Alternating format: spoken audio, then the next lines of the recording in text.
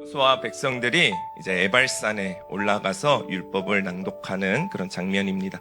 이스라엘 백성들이 가나안 땅으로 들어왔어요. 아직 정돈되지 않은 상태에서 기대와 설레임을 갖고 요단을 건넜습니다.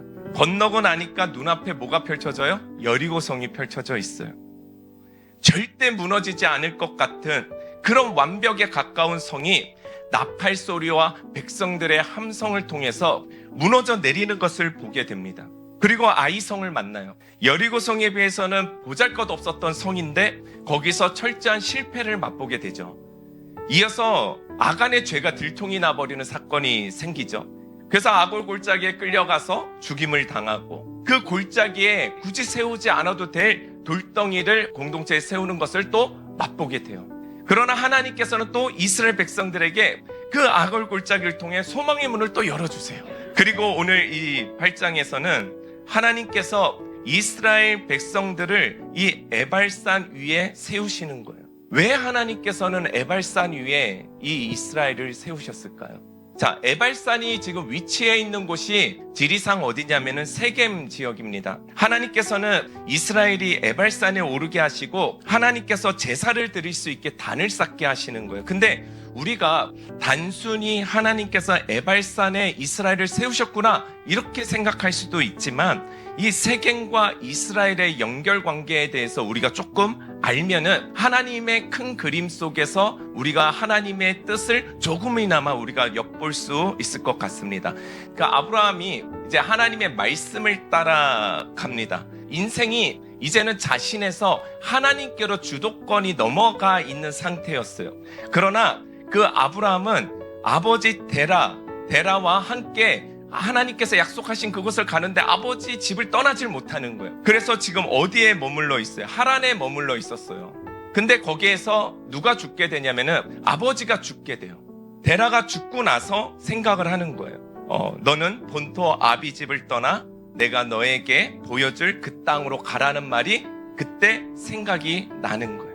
여러분, 하나님께서 명령하신 약속의 땅, 이 약속의 땅이요, 이 땅에 태어난 하나님의 백성들에게는 다 있어요. 하나님의 뜻이 없어서 지어진 자들은 이곳에 아무도 안 계세요. 근데 우리의 인식과 우리의 상황에 비추어서 자꾸 하나님의 뜻을 바라보려고 하니까 때가 아닌 것 같고 기억나지 않는 것 같은데 그 안주하고 있는 것을 하나님이 싹 걷어버리잖아요. 그러면요, 그때 분명한 뜻과 목적이 그제서야 사람이 보이는 거. 사실 이건 되게 어리석은 거죠.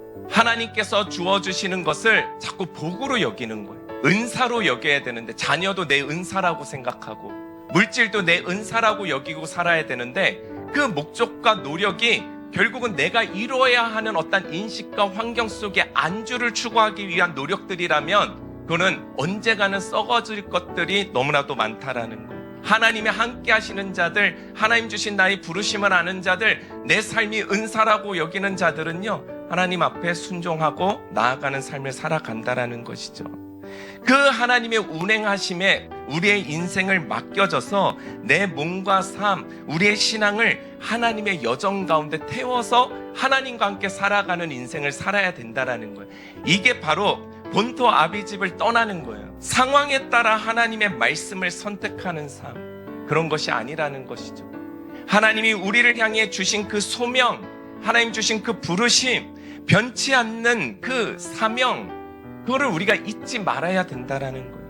아브라함과 가족들이 가나안 땅에 들어가서 세겜 땅을 마주한 거예요. 세겜은 하나님의 백성과 하나님의 언약이 회복되는 땅이고 하나님의 약속이 성취되는 것을 볼 수 있는 땅이 바로 세겜 땅이었다라는 거예요. 오늘 이 여호수아와 하나님의 백성들이 이 세겜 땅에 들어와서 에발산에 올라가 하나님 앞에 제단을 쌓는 거예요. 자, 야곱도 창세기 28장을 보면 하나님의 말씀에 따라 길을 떠났어요. 20년 동안 돌고 돌다가 도착했던 그것이 바로 세겜이라는 거예요. 그러니까 지금 여호수아와 그 이스라엘이 세겜에 와 있는 것은 어찌어찌 하다가 온 것이 아니라는 거예요. 세겜 땅은 자신의 자녀들에게 하나님의 언약을 약속하시고 성취하신 것을 그 확인하는 자리라는 거예요. 하나님과 그 자녀들이 확인하는 자리라는 거예요. 자, 오늘 본문으로 다시 돌아와서요. 여호수아와 백성들이 제단을 쌓고 알아서 번제물과 화목제를 드린 것이 아니라 신명기를 보면요, 하나님께서 모세를 통해서 이미 준비하게 하셨다라는 것을 알 수 있어요. 하나님께서는 이스라엘 앞에 복과 저주를 두셨어요. 그리심산에서는 축복을, 그리고 에발산에서는 뭐를요? 저주를. 근데 지금 이 여호수아와 이스라엘이 지금 어디 서 있어요? 에발산에 서 있단 말이에요. 그럼 우리는 이렇게 생각할 수 있는 거잖아요. 그럼 이들은 그곳에서 저주를 선포해야 되는 것이 아닌가라는 생각을 할 수가 있어요. 문자 그대로만 읽으면 안 되고요. 어떤 뜻으로 하나님께서 하신 말씀인가를 우리가 알아야 돼요. 자, 예수님께서 세상 끝날까지 우리와 함께 하신 후에 세상을 이제 심판하러 오신다고 그랬었어요. 이 말씀은 심판이 목적입니까? 왜 그럴 거면 그냥 갑자기 나타나서 심판해버리면 돼요. 더 전략적으로 가면요, 심판할 거야 라고 말하지 않고 심판이 목적이면은 그때 돼서 그냥 다 심판해버리면 되거든요. 예수님이 미리 우리에게 심판할 거라고 말씀해 주시는 건 뭐예요?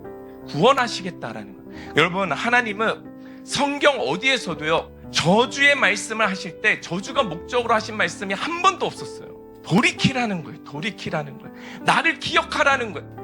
그래서 신명기에서 하나님께서 그리심산과 에발산에 복과 저주를 두시겠다고 하는 그 말씀의 목적이 뭐예요?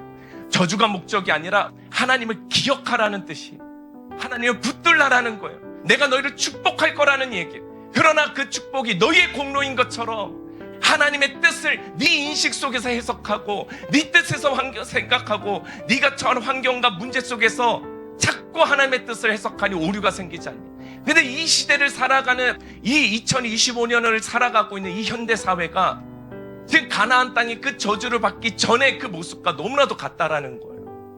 믿는 자들조차도 기복적으로 하나님이 주시는 것들을 복으로만 여기고 은사로 여기지 않고 살아가는 거예요.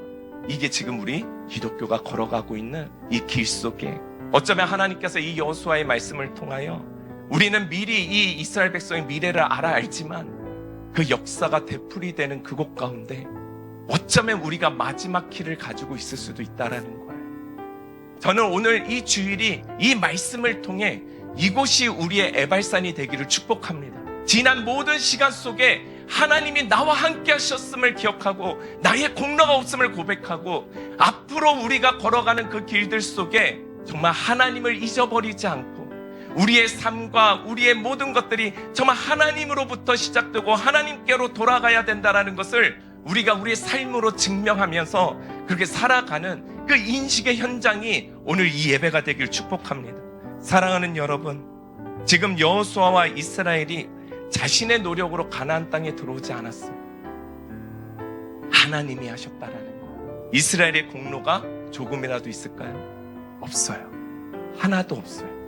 그래서 하나님께서는 이스라엘을 세겜의 에발산 위에 오르게 하셔서 이제 단을 쌓게 하시는데, 이 단은 무슨 단이냐면은 제사를 드리는, 하나님께 제사를 드리는 단이에요. 근데 어떤 제물을 드리는지 우리가 알아야 해요. 번제물과 화목제를 드리는데요, 여러분, 화목제가 뭔지 아십니까? 반드시 구원이에요. 반드시 구원의 은혜가 있다라는 거예요. 여러분, 구원에 우리의 공로가 있습니까? 없어요. 여호수아와 이스라엘이 세겜의 에발산까지 오게 된 그 구원의 여정 속에 자신의 공로가 하나도 없는 것과 같이 모든 것이 우리는 하나님께서 하셨습니다라는 고백으로 가야 된다라는 거예요. 그 고백의 제사. 그래서 화목제를 드리는 거예요. 이스라엘이 가나안 땅 들어가기에 합당한 자들이었는가? 아니죠. 그들이 430년과 광야 40년 동안 하나님 앞에 했던 짓거리라고 하면은 죽을 짓밖에 하지 않았죠. 그럼에도 하나님께서는 어떻게 이스라엘을 포기하지 않으시고 지금 에발산 위에 세우셨단 말이에요. 나는 절대 할 수 없지만 하나님의 은혜로 이곳까지 오게 되었다라는 것을 고백하게 되는 산, 그것이 바로 세겜에 있는 에발산이라는 거예요. 저주를 선포할 수밖에 없는 그 산 위에서 화목제물과 번제물을 드리게 하심으로 전적인 하나님의 구원하심과 하나님의 은혜를 고백하게 하는 그 산. 그래서 이스라엘이 이제는 그 에발산을 기점으로 이제 앞으로 또 태어나야 되는 다음 세대들을 기르고 가는 거예요. 그동안에 하나님께서 나와 우리 조상과 함께 하셨던 그 하나님, 그리고 우리가 하나님과 어떠한 언약을 맺었는지를 다음 세대에게 가르치고 그들이 이제는 가나안 땅에서 정착하고 살아갈 때에 어떤 모습으로 살아가야 되는지를 가르쳐야 되는 위치에 서 있는 것이죠. 자, 제단은 어떤 곳입니까? 백성들이 하나님 앞에 제사를 지내고 그때 하나님께서 그 백성들에게 임하는 자리죠. 하나님께서는 그 백성들에게 왜 임한다라고 말하는지 아십니까? 모든 곳에서 내게 임하여 복을 주리라 라고 출애굽기에서 말하고 있어요. 복을 주시기 위함이에요. 하나님은 우리에게 복으로 주시지만 우리는 하나님을 기억해야 되는 자로서 무엇으로 여기고 살아가야 됩니까? 은사로 여기고 살아가야 된다라는 거예요. 자, 에발사는 우리의 능력 없음을 고백하고 하나님께서만이 능력 있으셔서 우리를 구원하셨음을 그 고백하는 그 제단이요 산입니다. 우리가 예배 올 때마다 한 줄을 돌이키며 하나님만이 하셨습니다. 이렇게 고백할 수 있었으면 좋겠어요. 여러분, 우리에게 에발산은 또한 십자가일 수 있을 것 같아요. 십자가를 바라볼 때 우리는 어떤 마음이 들죠? 아무 공로가 없음을 기억하게 돼요. 우리 믿는 자들은 이스라엘이 에발산을 바라보듯이 우리는 이 십자가를 통해 하나님의 놀라운 은혜를 체험하고 경험하게 되는 것 같습니다. 또한 제단 위에 이제 돌들을요 이렇게 말해요. 쇠로 된 연장으로 다듬지 못하게 하세요. 그 이유는요, 이 제단은 인간의 공로로 세워진 제단이 아니라는 거예요. 사랑하는 여러분, 에발산의 언약처럼 우리에게 이 십자가의 언약이 우리의 삶 가운데 가득해야 될 줄 믿습니다. 그래야 세상 가운데 나아가서도 내 것을 주장하며 살아가는 인생을 살지 않는 것.